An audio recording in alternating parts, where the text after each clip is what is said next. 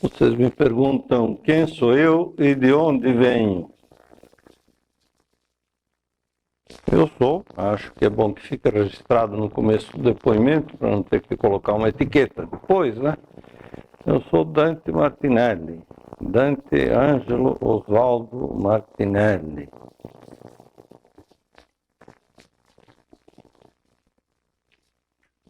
Formado na Escola Politécnica em 1951, engenheiro civil,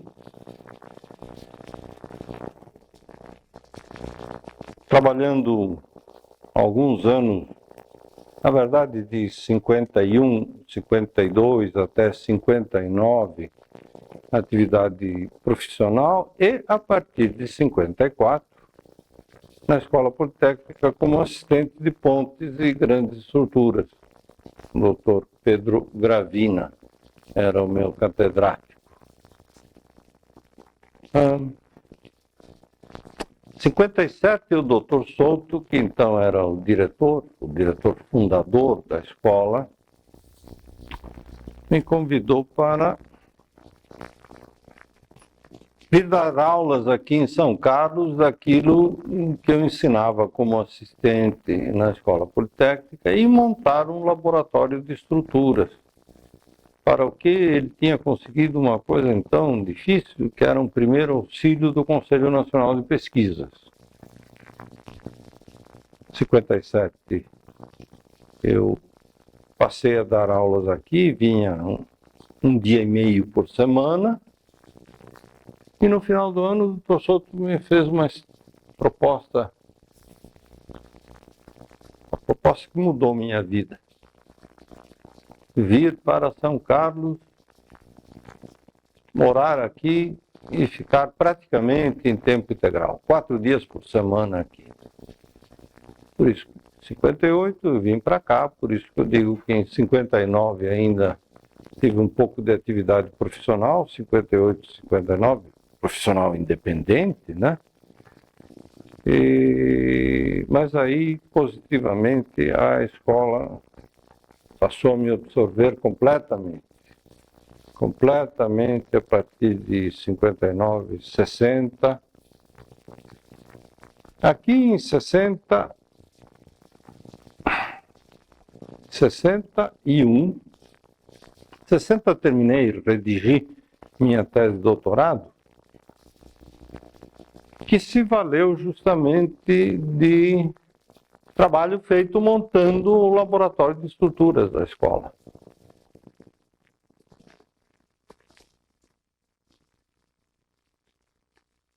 Em 61.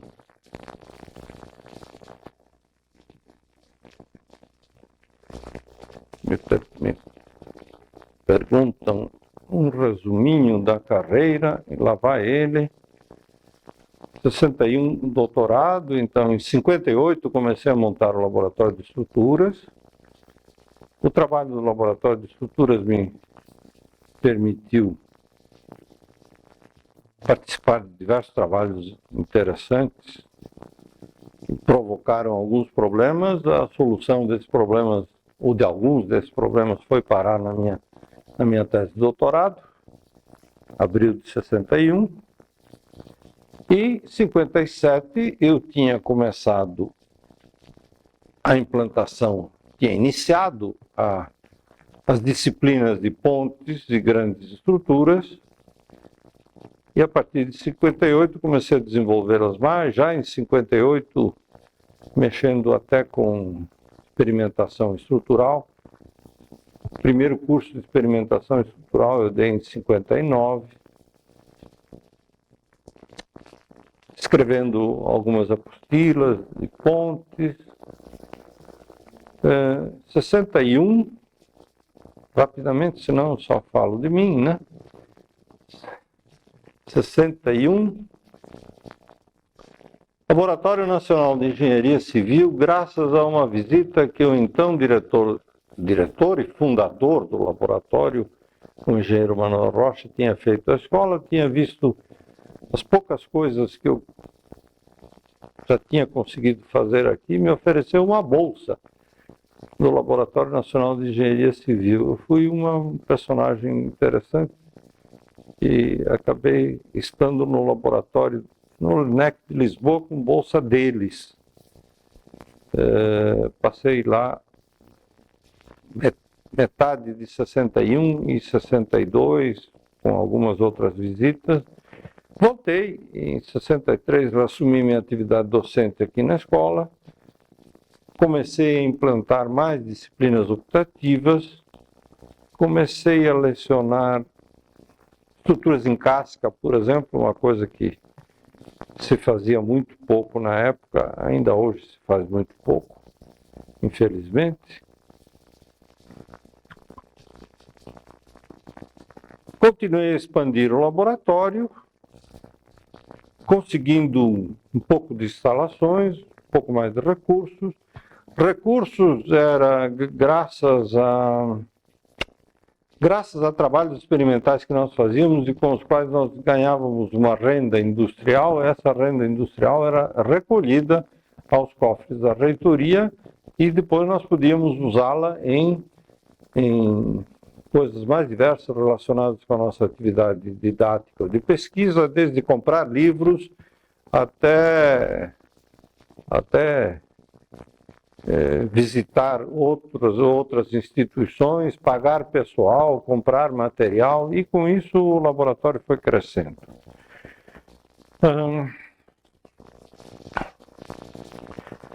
O laboratório foi crescendo. Em 63 e 68 eu tive a satisfação de participar das atividades de pós-graduação que a escola mantinha naquela ocasião, sob as regras do doutorado em engenharia, que vigorava então na USP, graças a um decreto do governador Garcês, de 51. Então, em 63, eu dei um curso de doutorado sobre coberturas pênseis, certamente foi o primeiro do Brasil. E em 68, 69, com o apoio da CAPES, um curso também de pós-graduação da época, um curso de doutorado de concreto protendido. No ano seguinte ainda dei um curso de experimentação estrutural, também em nível de doutorado. Em 69 eu tive a satisfação de ver doutorado o meu primeiro assistente, que foi o engenheiro Ilio Montanari, que fez toda a sua carreira aqui na escola, se tornou professor titular e colaborou muito nas atividades do Departamento de Estruturas. Em 69, 70, eu tive mais uma oportunidade de estágio no exterior. Foram 8 meses passados de meados de 69 a princípios de 70 na Escola Politécnica de Zurique. E lá de longe mesmo já colaborei na programação da atividade, da implantação da atividade de pós-graduação no Departamento de Estruturas, na qual os pioneiros, para ser objetivo, fomos o professor Stamato, prematuramente falecido em 73, o professor Stamato e eu. Fomos os dois primeiros orientadores mais produtivos, digamos assim, da pós-graduação de estruturas. O professor Stamato só durou 3 anos e mesmo assim orientou diversos estudantes. Ele era de uma atividade muito grande. A partir de 70, então, principalmente 71, 70 a 71, a atividade, além da atividade de graduação, da atividade experimental, da atividade de pesquisa, a atividade de pós-graduação. Eu distingo um pouco a atividade de pós-graduação da atividade de pesquisa, porque às vezes a atividade de pós-graduação é mais de complementação da formação do estudante do que realmente uma atividade de pesquisa. Muitos mestrados têm fundamentalmente essa função e esse alcance de desenvolver a independência intelectual, ou começar a desenvolver a independência intelectual do estudante. Essa minha afirmação, eu não estou sozinho nela, muitas outras pessoas que pensam o mesmo, mas há, claro que há atividades de dissertações de mestrado que representam realmente uma atividade de pesquisa mais positiva. Mas a pesquisa mais significativa, em geral, é feita no doutorado. Ao longo da minha carreira, eu tive a satisfação de orientar 27 ou 28 pessoas, 20 ou 21 mestrados e 7 ou 8 doutorados, 6 ou 7 doutorados, não é o caso agora de entrar em detalhes. A minha carreira aqui na escola foi basicamente toda de tempo integral, desde 1959, final de 59, até a minha aposentadoria em dezembro de 86, salvo duas ocasiões. Uma ocasião curtinha, 6 meses, em que eu participei do projeto básico inicial da linha norte-sul do metrô de São Paulo, e depois 6 anos no projeto Itaipu, de 75 a 81. Nessa época do projeto Itaipu, eu me afastei do tempo integral, continuei a manter atividades didáticas e de pós-graduação aqui, às sextas e sábados. Naquele tempo, os sábados eram dias utilíssimos, principalmente para os pós-graduandos que vinham de São Paulo, que ficavam encantados com a possibilidade de ter aula no sábado de manhã ou até mesmo no sábado à tarde, e orientação no sábado de manhã, no sábado à tarde e no domingo, por que não? Em 68 foi uma atividade mais curta, foi só de 6 meses, no projeto básico do trecho 3 da linha norte-sul do metrô. Ambas essas atividades, como outras, foram ditadas pela ânsia de ter uma participação na prática profissional que enriquecesse minha atividade como docente e como pesquisador, que me desse um contato real com as atividades do engenheiro militante.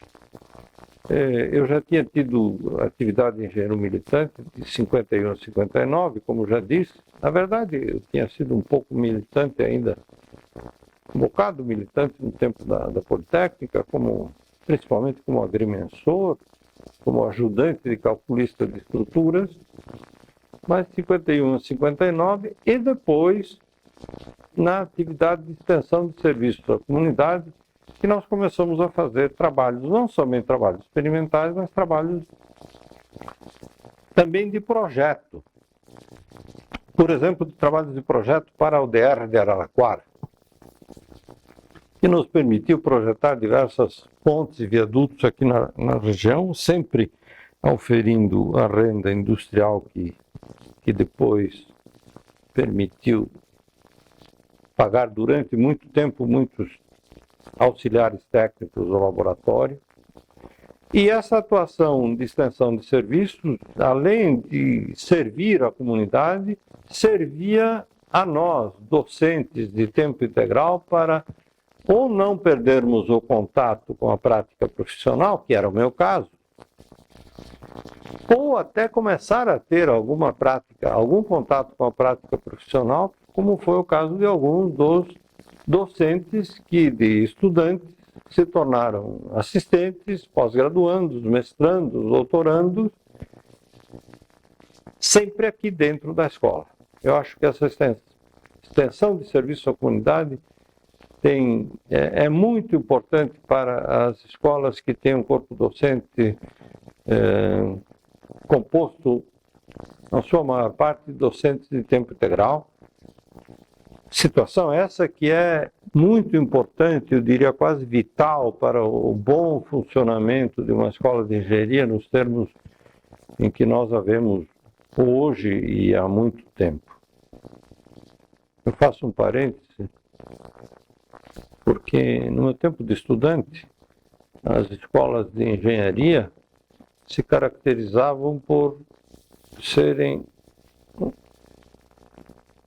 simplificando um pouco, serem lugares onde bons profissionais, em geral, bons profissionais ou muito bons profissionais, iam periodicamente, semanalmente, 2 ou 3 ou 4 vezes por semana, dar aulas em que a sua experiência profissional repercutia, inspirando até os alunos. Naqueles tempos, o mais que nós víamos nos nossos professores era o mérito que eles tinham como profissionais militantes, como engenheiros militantes, fora da escola. Fazia-se muito pouca pesquisa nas nossas escolas e o que se fazia de pesquisa, em grande parte, era feito nos institutos de pesquisas tecnológicas.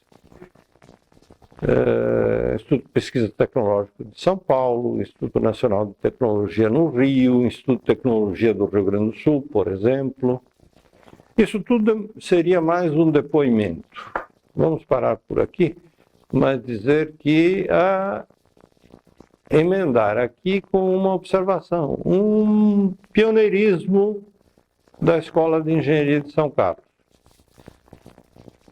Já falei de mim o suficiente. Depois dessas coisas que eu contei, projeto Itaipus, em 81, fui diretor da escola. Acho que trabalhei bastante e acho que fui um diretor bem útil para a escola. Pode parecer falta de modéstia, mas elogio em boca própria vitupério, só falei que acho que eu fui um diretor bastante útil para a escola. Trabalhei muito. Muito bem, mas voltando a um pioneirismo da Escola de Engenharia de São Carlos, que, aliás, começa a atender a outros itens que me foram pedidos. A escola, quando começou, em 53, teve uma preocupação muito grande de ter atividade de pesquisa.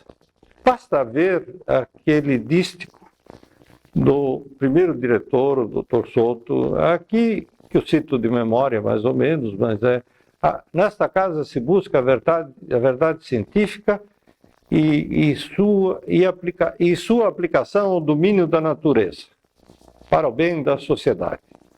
Se as palavras não são exatamente essas, o espírito é esse aqui. Naquela época, o Dr. Souto tinha a obsessão por formar um corpo docente, tanto quanto possível, de tempo integral, mantendo uma certa componente de professores de tempo parcial. Naquele tempo só havia 2 regimes, chamado tempo integral e o tempo parcial, para ter uma contribuição de experiência de engenheiro militante e até para conseguir atrair uns docentes que tivessem uma boa experiência como engenheiros militantes.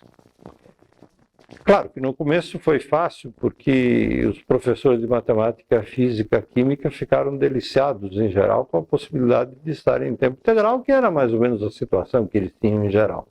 Mas o Dr. Souto conseguiu, por exemplo, trazer o professor Schill para uma situação praticamente tempo integral, alguns outros professores. Acabei ficando eu também, na ocasião era um jovem engenheiro. Mas a preocupação com o tempo integral, com a busca da verdade científica e sua aplicação ao domínio da natureza, foi uma característica muito grande e realmente quase pioneira no Brasil por parte da Escola de Engenharia de São Carlos. Eu digo quase que pioneira, porque a Escola de São Carlos, a nossa escola, foi fundada em 53, começou a operar em 53. Foi fundada em 46, instalada em 52, começou a trabalhar em 53 com os primeiros cursos. Mas até lá só havia em todo o país uma escola que eu me lembre em que o tempo integral e a pesquisa eram a palavra de ordem, que era o ITA, o Instituto Tecnológico de Aeronáutica em São José dos Campos. Só que o ITA era uma coisa diferente, né? O ITA tinha sido criado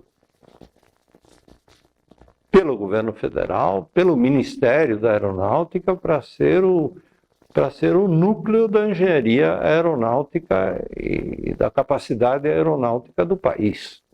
Então foram condições completamente diferentes. Havia uma escola de engenharia em Itajubá que tinha um famoso curso de engenharia elétrica que tinha diversos professores que se dedicavam lá em tempo integral. Havia na escola politécnica e em outras escolas, havia departamentos de engenharia química que tinham um bom número de professores em tempo integral. Mas, além do interesse pela pesquisa, interesse dos químicos pela pesquisa, havia um outro motivo muito objetivo, que havia muito pouco trabalho para químicos na época. Então, a escola, uma primeira característica da escola foi essa preocupação com a pesquisa. Fixar docentes de tempo integral para a pesquisa. E a escola jovem, escolinha de São Carlos, começou a dar cursos, como eu já disse, relembro agora, começou a dar cursos de pós-graduação, na ocasião eram chamados cursos de doutoramento, no regime do doutor engenheiro. Em 1956, o primeiro curso de doutorado, que eu me lembre, pelo menos, foi dado pelo professor Rui Leme, Rui Aguiar da Silva Leme, sobre problemas organizacionais do ponto de vista do engenheiro. Um outro curso foi dado pelo professor Chio, em 57, sobre estática de estaqueamentos, que era a especialidade dele. De 1956 a 1972, no regime de formação do doutor engenheiro, a escola formou, se a memória não me falha, meus dados não estão errados, 65 doutores. Desses 65 doutores, é preciso contar que havia os colegas da matemática, da física e da química que também fizeram doutoramento na escola. Um regime diferente. Mas uma boa parte desses 65 doutores eram docentes da escola, cerca de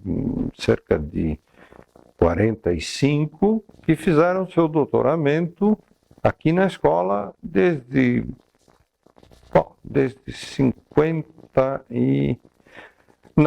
61, eu acho que dos engenheiros, eu acho que fui o primeiro, acho que fui eu. Não, teve outro engenheiro antes, na química, o Guerini, não confundir com o professor Délio Pereira Guerrini, que é formado aqui, fez seu doutorado depois, em 72, se tornou titular. O engenheiro Guerini, na química. Acho que o segundo fui eu, em 61. O terceiro, o professor Lauro Modesto, que ficou mais alguns anos aqui na escola e voltou à Escola Politécnica depois. Ele, em 62. Mais alguns que eu não me lembro, e eu me lembro perfeitamente, em 69, do Luiz Romariz Duarte e do Ilio Montanari. O Ilio eu tive o prazer de orientar.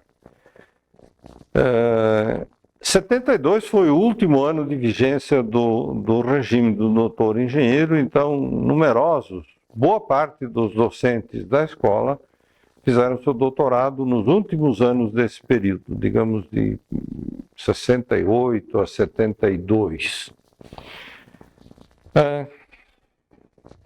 Nessa época, até 68, a escola tinha no máximo uns 80 docentes. A escola começou com cerca de 50 docentes. Ao formar a primeira turma, a escola tinha cerca de 50 docentes, eu quase posso citá-los pelo nome. Se houvesse tempo, eu até faria. cerca de 50 docentes, nos quais se incluíam os docentes de matemática, física e química, evidentemente, posteriormente se separaram. A escola começou com 50 docentes, 50 vagas. As 50 vagas de 1953 foram aumentadas para 80 vagas em 1962, final do ano de 62, portanto, para vestibular de 63, final do ano de 61 para vestibular de 62. Depois, em 66, as 80 passaram para 120. Em 67, nós conseguimos, eu digo nós porque foi um grupinho teimoso na congregação. Nesse grupinho teimoso estávamos novamente o professor Stamato e eu. Conseguimos aumentar o número de vagas da escola para 180.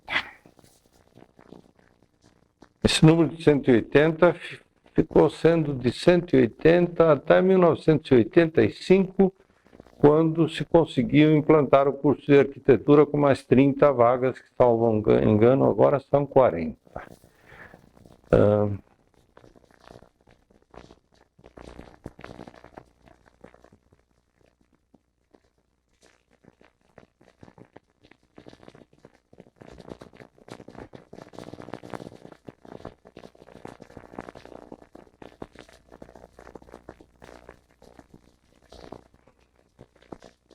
Deixa eu fazer uma pausa.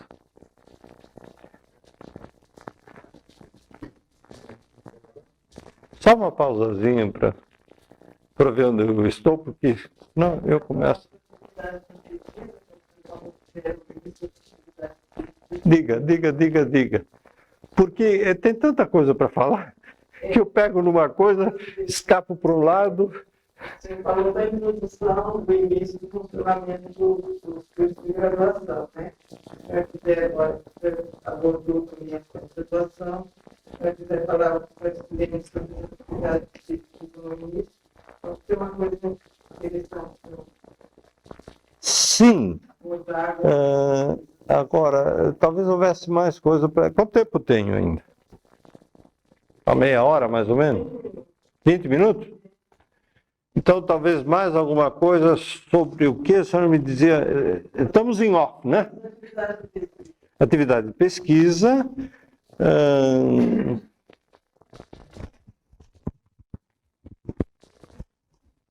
Desenvolvimento da escola de engenharia. Não, desenvolvimento falta agora das coisas que eu não sei, das coisas que eu não vivi. Eu parei em 85, agora eu vejo de repente a escola. Você não está gravando, não, né? Corta esse pedacinho. Muito bem, então vai cortar, né? Vamos voltar um pouquinho só para completar essa parte de cursos e vagas, né? A escola começou com o curso de engenharia civil, com o curso de engenharia mecânica. Já comentei o pioneirismo no aspecto do tempo integral e da preocupação com a pesquisa. Mas houve uma preocupação, desde o início, uma preocupação muito grande com a formação, que é o primeiro papel da escola, com a formação dos seus estudantes. E a esse respeito, eu só posso dizer duas coisas. Só posso não. Posso dizer muito mais, mas direi só duas coisas. Quando a escola tinha uns 10 anos, mais ou menos na década de 60, tinha formado 5, 8 turmas, começaram a aparecer anúncios nos jornais de São Paulo que diziam: procura-se engenheiros Poli, Ita, São Carlos. Bom, Poli, Ita, São Carlos até parece que não era assim uma grande seleção, porque não havia tantas escolas de engenharia no estado de São Paulo na época. Havia Poli, Ita, São Carlos, a FEI, fundada em 47, a Mauá, fundada em 49, eu acho, por aí, e o Mackenzie formado em 1896, 2 anos depois da Escola Politécnica. As escolas eram poucas, de modo que estarmos entre as 3 preferidas podia não parecer muito, mas estarmos junto com as quase centenária não, mas a Poli do século passado, o ITA e a escola já mostrava que o que se fazia aqui em termos de formação dos alunos, desde a sua seleção, na época o vestibular ainda era feito pela escola, e toda a sua formação era coisa bem respeitável, bem respeitável. Havia diversas razões para isso. Seleção dos alunos, um corpo docente bem escolhido, com algumas pessoas realmente muito importantes, não sei, o professor Chio, o professor Bassi, e alguns mais moços muito interessantes da matemática, o professor Loibel, depois o professor, logo no começo, o professor Mascarenhas.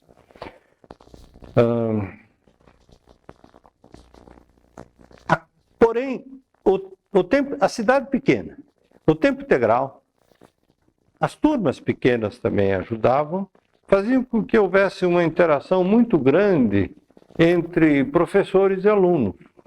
Contrariamente ao que acontecia em outros lugares, nas grandes cidades, os professores e alunos se encontravam cotidianamente na escola, por causa do tempo integral, se encontravam fora da escola, porque a cidade era pequena, e havia uma abertura muito grande de parte a parte, motivando muito os estudantes. A escola tinha mais uma característica importante, que era a exigência, posteriormente abolida, a exigência do trabalho de formatura.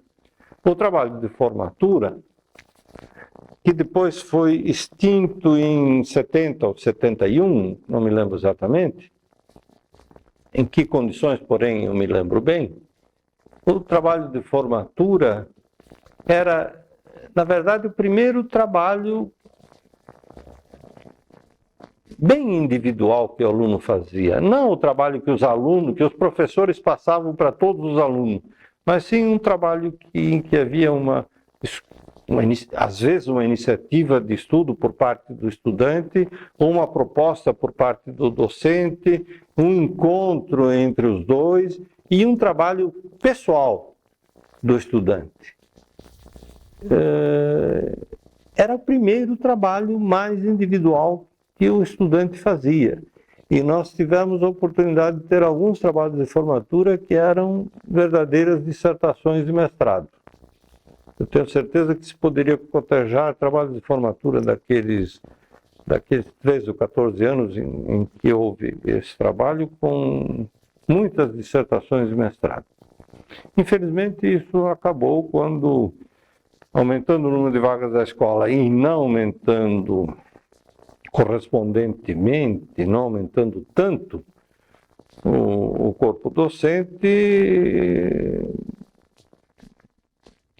conseguiram convencer a congregação de que estava começando a ficar muito difícil orientar tanto trabalho de formatura.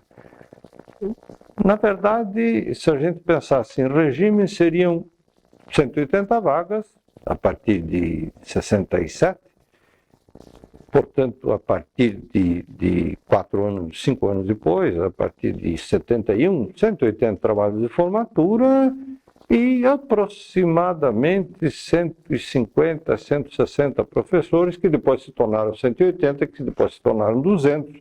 Portanto, em média, um trabalho de formatura por professor não seria uma coisa tão grave. Tanto é verdade que eu pulo para os dias de hoje.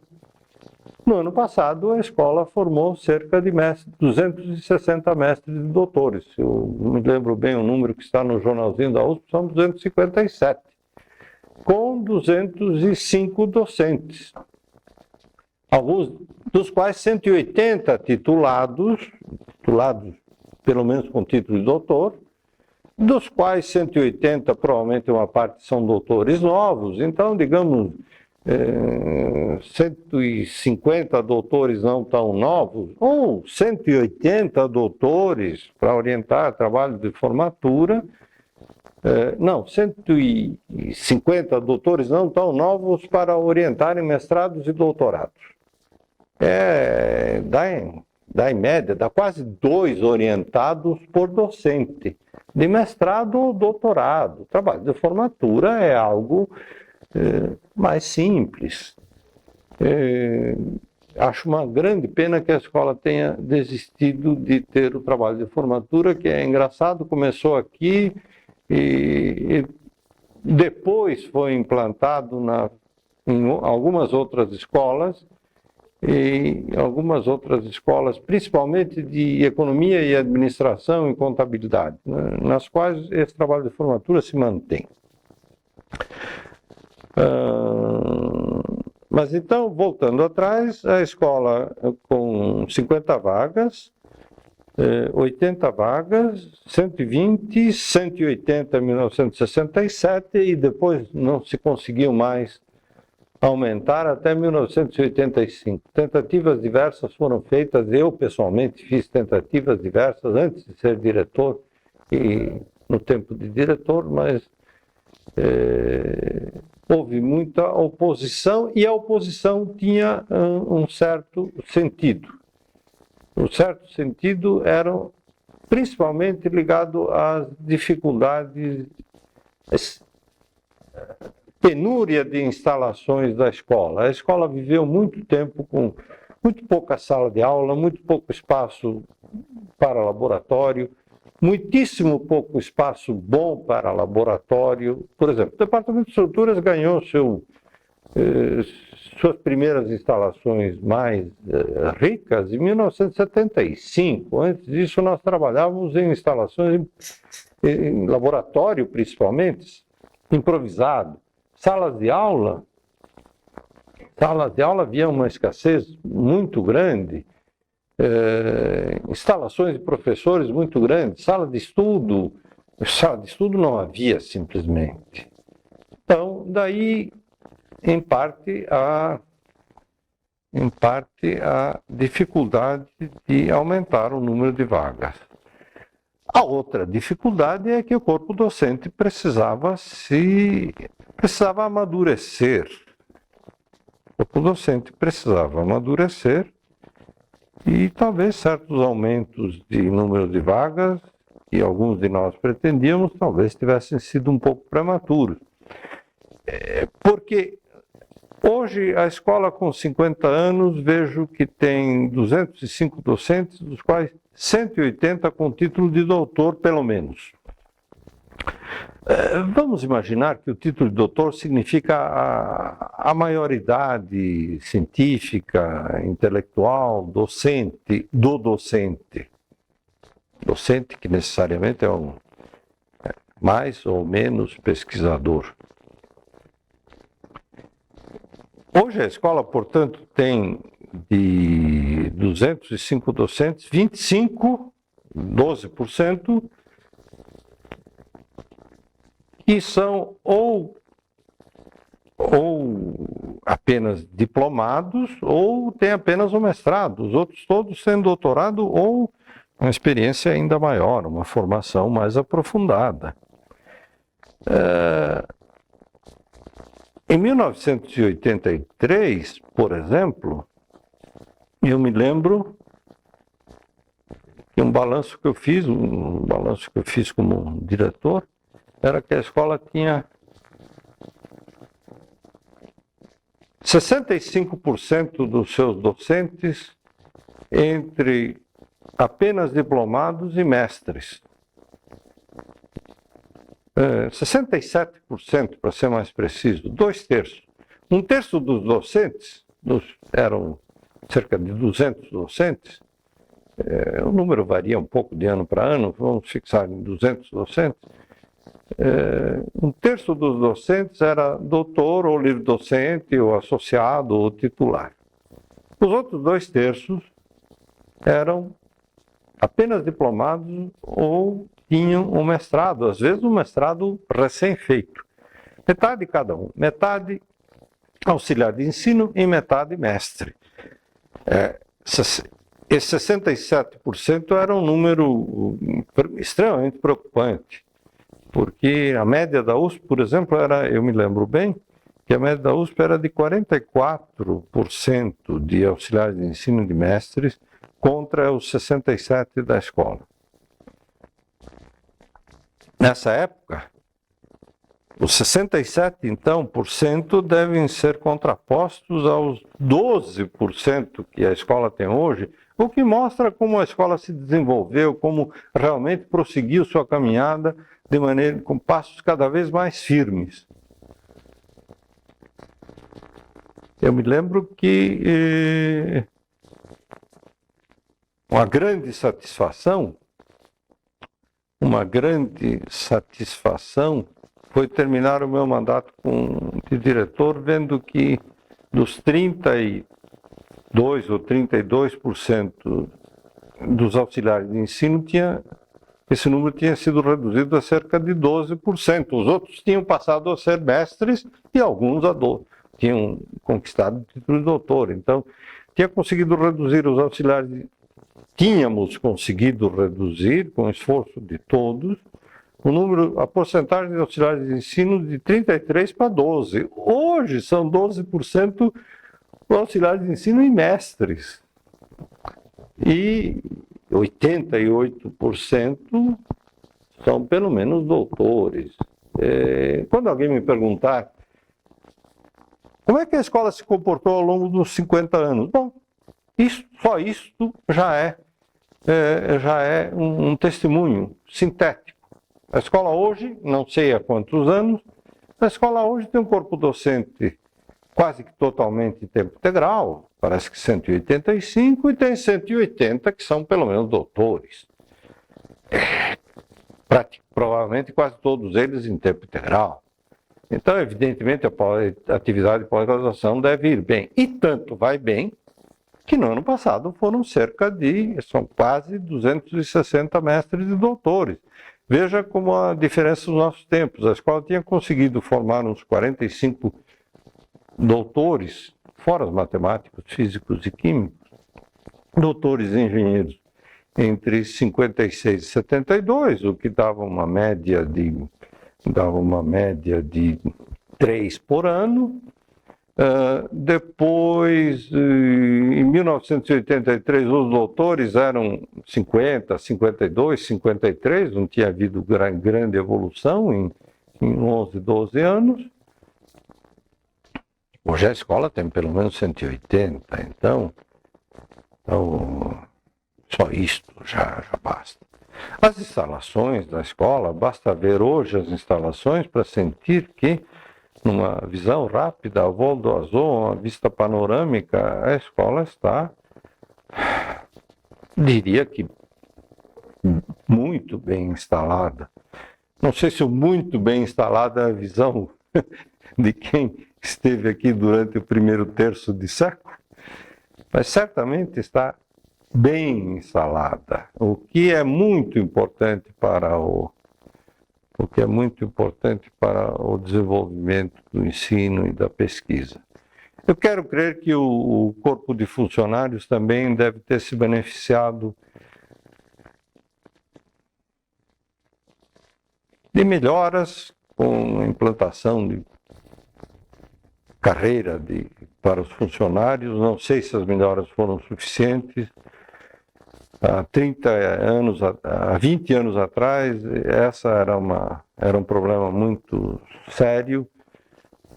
Conseguimos fazer uma reestruturação administrativa, colocar as pessoas nos seus lugares certos, mais adequados, conseguir algumas melhoras salariais. Porém, muito importante também para os funcionários, muitíssimo importante para os funcionários, não só para os docentes, para os discentes, muitíssimo importante é o exemplo do corpo docente. Se o corpo docente está realmente ativo, isso é um exemplo muito importante, e quem tem a responsabilidade do exemplo dentro da escola é o corpo docente. O corpo docente deve dar o exemplo para os funcionários e para os estudantes. e é preciso cuidar para que o corpo docente não desanime, não se acomode, e parece que certamente isso não está acontecendo, senão os números não seriam tão bons. Portanto, se alguém me pergunta se as minhas expectativas como docente da escola, ou mesmo antes de ser docente da escola, mas como docente da escola, quando para cá me mudei para me dedicar integralmente à escola de 58 a 86, as minhas expectativas foram satisfeitas. Eu não tenho dúvida de dizer que sim. É claro que sempre se deve querer mais, mas eu não tenho dúvida de que a escola está trabalhando muito na pós-graduação, já falei de pós-graduação. Na pesquisa, a atividade de pesquisa tem dois aspectos. Tem a pesquisa que se faz, uma pesquisa inicial, em geral, como já salientei, que se faz via mestrado, uma pesquisa que se concretiza, os resultados se concretizam nas teses de doutorado. Em geral, esses resultados são mais importantes. E pesquisas outras que não estão vinculadas à pós-graduação. Eu tenho a impressão que, em geral, no nosso país, ainda hoje, grande parte da pesquisa está vinculada à atividade de pós-graduação, porque por uma questão de relação entre número de orientadores e número de candidatos à pós-graduação. Mas programas de pós-graduação bem estruturados podem envolver equipes num campo bem delimitado de pesquisa e com resultados interessantes, com resultados significativos. Me parece que a escola deve ter conseguido isso, porque me parece que uma das medidas da produção científica, científico-tecnológica, são as publicações em revistas gabaritadas. Como se diz muito hoje, revista com referi. E parece que a escola tem saído muito bem nisso aí. A outra medida da atividade de pesquisa é da sua aplicação pela indústria da construção civil, pela indústria mecânica, pela indústria elétrica. Isso é coberto às vezes com patentes, às vezes não chega a ter patentes, não é tão divulgado, mas me parece que aí a escola também conseguiu bons resultados. Falando em patentes, eu me lembro de uma patente muito importante, foi registrada no meu tempo de diretor, não tenho mérito nenhum nisso, o mérito é de quem fez a coisa, que é o professor Luiz Duarte, uma patente na área da bioengenharia muito significativa, isso já há 30 anos atrás.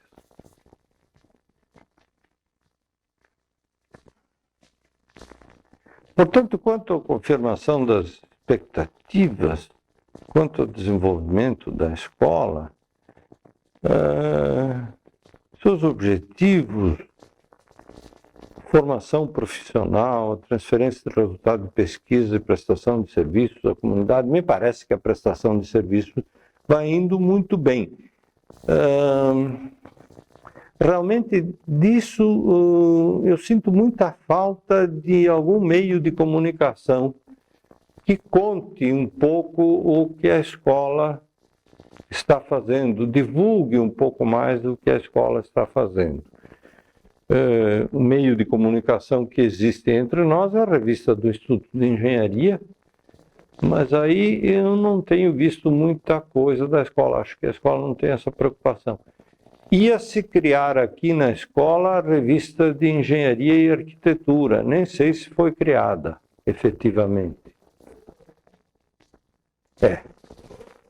A revista de Engenharia e Arquitetura, se não foi criada, apenas se confirma minha previsão realista de que isso seria uma coisa muito difícil. Nós tentamos isso ao longo dos 30 e poucos anos em que eu estive na escola, e em particular, no meu tempo de diretor, nós tentamos fazer uma revista de engenharia.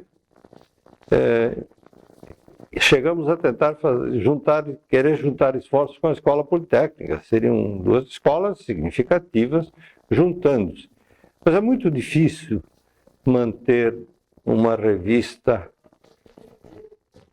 de engenharia no nosso país por diversos motivos. O primeiro deles sendo o seguinte, é que quem avalia o corpo docente quer que as pessoas publiquem em revistas estrangeiras. E, portanto, quem produz alguma coisa publicável em revista estrangeira vai ter, por razões práticas, vai ter que colocá-la lá. Uma coisa que, porém, talvez pudesse ser feita, era uma revista de engenharia, uma revista da escola, não com pretensões científicas, revista de produção científica, mas uma revista bimestral, talvez, de divulgação das atividades da escola. Porque eu tenho certeza que o sucinto, sintomia, que tem que ser sucinto até pelo nome, não consegue contar todas as coisas, as atividades da escola que mereceriam ser contadas. Então, talvez abdicando da preocupação de tentar conseguir uma revista de nível científico, de característica científica, mas contentando-se com uma revista de divulgação, talvez se prestasse até um serviço muito mais útil. Já que eu estou dando essas sugestões, eu fiquei sabendo dos novos cursos da escola por acaso. Não vi nada no jornal da USP, ou melhor, vi no jornal da USP recentíssimo, mas até outro dia não tinha visto. Não vi nenhum outro material de divulgação, a não ser quando recebi um convite para participar do colóquio aí de abril, que passou para maio, com uma agenda e com uma folha interessantíssima que fala dos novos cursos, das novas vagas, do número de mestrados e doutorados do ano passado. Agora, eu sei de uma porção de gente, eu sei de gente que me disse que queria fazer em São Carlos engenharia aeronáutica. Já foi implantado o curso engenharia de computação. Eu acho que não tem computação na matemática. Bom, esse velho e dedicado professor da escola não sabe essas coisas. Imagine se o público, isso seria uma informação útil para a sociedade e útil para divulgar a atividade da escola. Mas chega sobre isso. Ainda me perguntam sobre a maneira pela qual a escola respondeu e responde às exigências do mercado de trabalho. A primeira resposta é aquela que eu já dei. Já em 60, os engenheiros da escola eram procurados tanto quanto os engenheiros da Poli e do ITA. Acho que ainda hoje o prestígio é mais ou menos o mesmo, embora haja um grande número de escolas de engenharia hoje. É bom ver que a escola forma atualmente 180 engenheiros por ano. Já formou, não sei, uns 5 mil engenheiros ou coisa que valha, digamos se eu consultar aquele folheto, eu fico sabendo, mas de 57, que foi a primeira turma, em 45 anos, a escola tem 50 e formou 45 turmas, em 45 anos, a razão de 100 por ano seriam 4.500, a razão de 200 seriam 9.000, deve ter formado 7.000 engenheiros, talvez isso. 6, 7 mil engenheiros, o Estado de São Paulo deve ter uns 180 mil engenheiros hoje, então o peso dos engenheiros de São Carlos só pode ser pela qualidade, e esse peso é bom. Pela quantidade é que não pode ser, porque são 3% do número de engenheiros que existem no Estado de São Paulo. Esse aumento do número de vagas será um serviço muito grande que a escola vai prestar à sociedade. Eu fiquei muito feliz de ver que a escola está chegando às 450 vagas. Era um sonho antigo, certamente agora não é prematuro.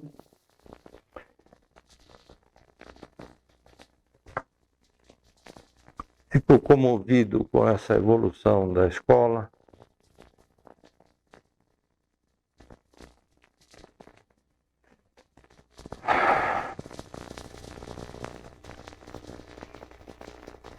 E vou encerrar por aqui, comovido, para que o Renato não grave uma manifestação comovida da qual não me envergonharia nada. Se eu soltar algumas lágrimas, pode gravá-las e mantê-las.